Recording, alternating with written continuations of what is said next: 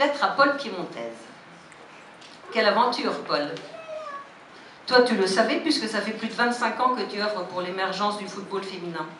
Et tu avais déjà eu une série de titres nationaux avec ton équipe du FCN. Mais quand tu m'as lancé dans le grand bain, moi, je ne me doutais pas de la suite de l'aventure. Quel chemin parcouru! Et quelle équipe! Président de cette section féminine jusqu'à cette saison, tu as été la cheville ouvrière de tout un système qui se met en place, et il a bien fallu ta connaissance du monde des footballeuses pour qu'ensemble, toutes les étapes soient franchies. Lettre à Jean-Michel Aulas. Président, tu es un homme fantastique. Tu as compris que l'avenir du football allait se conjuguer dans la mixité. Il a fallu ta perspicacité, ton talent de visionnaire et ta ténacité pour qu'on réussisse à s'imposer tant au sein de l'OL qu'à l'extérieur. Tu m'as toujours fait confiance, je t'en remercie.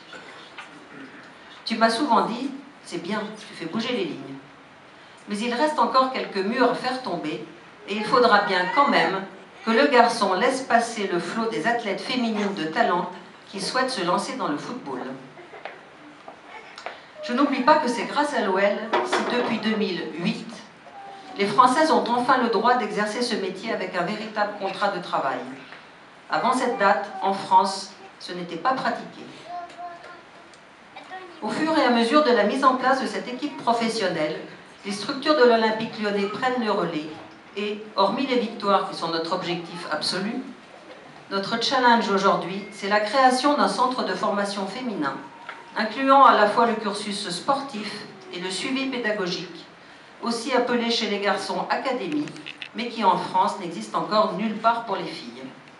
Et pourtant, leurs revenus n'ayant strictement rien à voir avec ceux des garçons, elles sont d'autant plus concernées par cette formation scolaire et universitaire, préalable essentiel à un avenir professionnel à la fin de leur carrière de footballeuse.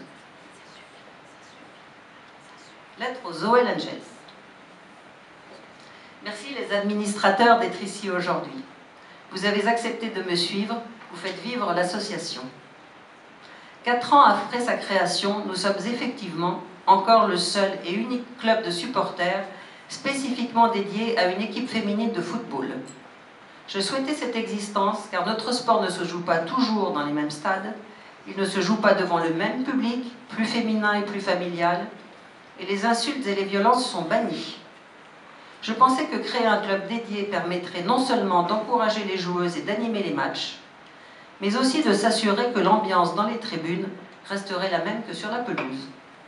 C'est le cas actuellement, nous tenons bon, pas toujours dans la facilité, mais nous y arrivons et c'est l'essentiel. Merci tout particulièrement à vous, Paul et Fabien, qui assurez la sécurité et veillez au grain. Notre second rôle est de communiquer. Sur la toile, les informations sur les joueuses, l'équipe, sa vie, ses résultats, ses matchs sont disparates, trop tardives ou inexistantes. Nous y pallions en les regroupant et en créant des événements en temps utile. À en juger par le nombre de nos amis Facebook, 1700, et de nos followers Twitter, 1320, nous répondons à un besoin. Merci Delphine pour ton magnifique travail, bénévole cependant de community manager. Lettre aux footballeuses. C'est la dernière lettre. Avec vous, j'ai retrouvé l'ambiance saine et sportive que j'aime. Et en même temps, j'ai replongé dans un monde que j'avais connu professionnellement, où les femmes n'avaient pas leur place, ou si peu. Par expérience, je savais que pour être considérée, il nous faudrait aller chercher des résultats invraisemblables. Vous avez relevé le défi. 8 fois championne de France, 4 fois vainqueur de la Coupe de France, quadruple finaliste de la Champions League, 2 fois championne d'Europe. Je signale qu'il n'y a que Marseille qui a été une seule fois champion d'Europe. L'OL, on l'est 2 fois. Comme si cela ne suffisait pas, vous êtes aussi allé chercher la Coupe du Monde des clubs en 2013 en battant en finale l'équipe de Kobe au Japon. Cette année-là, vous avez glané 4 coupes différentes, un record absolu, impossible à dépasser. Tous ces résultats vous ont donné une reconnaissance mondiale. Ils nous ont enfin permis de communiquer et de vous sortir de l'impasse médiatique dans laquelle vous étiez injustement tenus.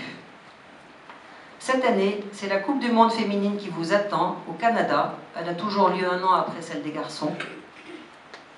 Sur les 24 Françaises sélectionnées, j'espère que vous serez une dizaine de Lyonnaises à y participer. Je vous souhaite d'aboutir au plus haut. Hélène, la directrice de ce magnifique musée qui nous demande de l'excuser de ne pas pouvoir être là aujourd'hui, est justement au Canada en ce moment pour préparer de nouvelles expositions. Avec vous, je vis dans la qualité et dans l'exigence. Vous m'apportez évidemment énormément de satisfaction. Vous me donnez aussi, effectivement, énormément de travail. Mais c'est un magnifique challenge. Et mes joies les plus grandes sont, je crois, avec vous sur le plan humain. Le passé et les réalisations, c'est une chose. L'avenir, c'en est une autre et ça m'intéresse beaucoup plus. Puisqu'il démarre maintenant, je vous propose d'aborder sportivement, mais dans la convivialité, la troisième mi-temps. Je t'aime la vie.